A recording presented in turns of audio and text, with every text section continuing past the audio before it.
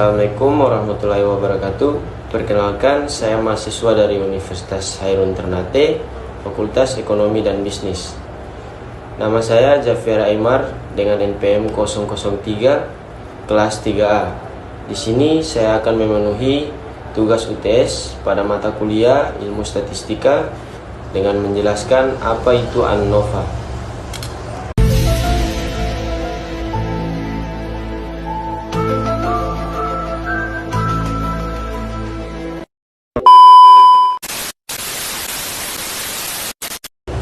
Nah, jadi ini adalah pengertian dari ANNOVA atau Analysis of Variance. Jadi ANNOVA adalah sebuah analisis statistik yang menguji perbedaan rata antara grup. Grup di sini bisa berarti kelompok atau jenis perlakuan. ANNOVA ditemukan dan diperkenalkan oleh seorang ahli statistik bernama Ronald Fisher. Nah, ANNOVA juga merupakan prosedur uji statistik yang mirip dengan t-test. Namun kelebihan dari ANNOVA dapat menguji perbedaan lebih dari dua kelompok. Nah, berbeda dengan independent sample t-test yang hanya bisa menguji perbedaan rata dari dua kelompok saja. Nah, analysis of variance atau ANNOVA juga merupakan salah satu analisis statistik yang digolongkan ke dalam kelompok statistik inferensial. Nah, berikut ini adalah kegunaan ANNOVA. Jadi, ANNOVA digunakan sebagai alat analisis untuk menguji hipotesis penelitian yang mana menilai adakah perbedaan rata antara kelompok. Nah, hasil akhir dari analisis ANNOVA adalah nilai F-test atau F-hitung. Nilai F-hitung ini yang nantinya akan dibandingkan dengan nilai F-tabel. Jika nilai F-hitung lebih dari F-tabel, maka dapat disimpulkan bahwa kita menerima H1 dan menolak H0, atau yang berarti ada perbedaan bermakna rata pada semua kelompok. Nah, pada dasarnya ANNOVA digunakan untuk melakukan pengujian perbandingan rata-rata beberapa kelompok, atau biasanya terdiri lebih dari dua kelompok. Nah, berikut ini adalah kegunaan ANNOVA. Jadi, ANNOVA digunakan sebagai alat analisis untuk menguji hipotesis penelitian yang mana menilai adakah perbedaan rata antara kelompok. Nah, hasil akhir dari analisis ANNOVA adalah nilai F-test atau F-hitung. Nilai F-hitung ini yang nantinya akan dibandingkan dengan nilai F-tabel. Jika nilai F-hitung lebih dari F-tabel, maka dapat disimpulkan bahwa kita menerima H1 dan menolak H0, atau yang berarti ada perbedaan bermakna rata pada semua kelompok. Nah, pada dasarnya ANNOVA digunakan untuk melakukan pengujian perbandingan rata-rata beberapa kelompok, atau biasanya terdiri lebih dari dua kelompok. Ciri-ciri ANNOVA. Ciri khasnya adalah adanya satu atau lebih variabel bebas sebagai faktor penyebab dan satu atau lebih variabel responsi sebagai akibat atau efek dari adanya faktor. Contoh penelitian yang dapat menggambarkan penjelasan ini: adakah pengaruh jenis bahan bakar terhadap umur torak mesin? Dari judul tersebut jelas sekali bahwa bahan bakar adalah faktor penyebab, sedangkan umur torak mesin adalah akibat atau efek dari adanya perlakuan faktor. Ciri lainnya adalah variabel responsi berskala data rasio, interval, numerik atau kuantitatif. ANNOVA merupakan salah satu dari berbagai jenis uji parametris karena mensyaratkan adanya distribusi normal pada variabel terkait perlakuan atau distribusi normal pada residual. Syarat normalitas ini mengasumsikan bahwa sampel diambil secara acak dan dapat mewakili keseluruhan populasi agar hasil penelitian dapat digunakan sebagai generalisasi. Namun keunikannya, uji ini dapat dikatakan relatif robust atau kebal terhadap adanya asumsi tersebut.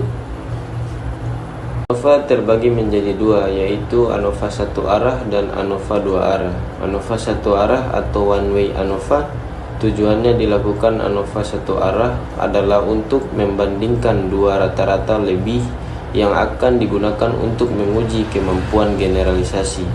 Jika pengujian ditemukan kedua sampel tersebut berbeda, maka bisa dikatakan generalisasikan.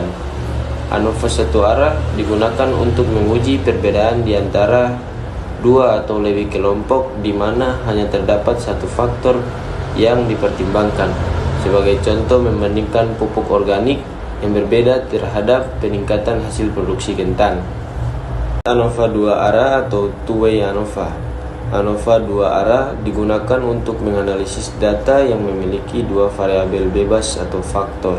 ANOVA dua arah digunakan untuk memperkirakan bagaimana rata-rata variabel kuantitatif berubah sesuai dengan tingkat dua variabel kategori.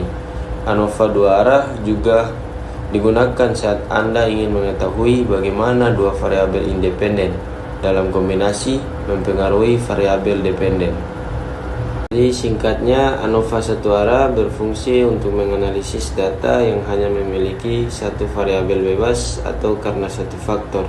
Sedangkan ANOVA dua arah menganalisis data yang memiliki dua variabel bebas atau memiliki faktor kedua yang memengaruhi kondisi populasi. Berikut syarat uji ANOVA. Yang pertama itu ada independensi, di mana nilai variabel dependen untuk satu pengamatan harus independen dari nilai pengamatan lainnya. Nah, artinya hasil dari satu kelompok tidak boleh memengaruhi hasil dari kelompok lain. Berikut normalitas. Nilai variabel dependen harus terdistribusi normal dalam populasi. Meskipun ANOVA bisa mengatasi pelanggaran asumsi ini, terutama jika ukuran sampel cukup besar, distribusi yang sangat tidak normal dapat menyebabkan masalah. Selanjutnya, varian yang sama. Varian dalam data di seluruh kelompok yang berbeda harus sama atau setidaknya sebanding. Jika ada perbedaan besar dalam varian antara kelompok, kesimpulan dari tes mungkin tidak akan akurat.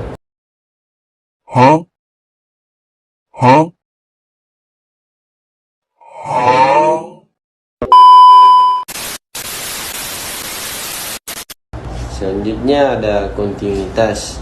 Variabel dependen harus kontinu dan dapat diukur pada skala yang dapat dibagi lebih lanjut. Dengan kata lain, variabel dependen harus memiliki banyak nilai yang mungkin, bukan hanya beberapa kategori. Berikut kategori yang terpisah.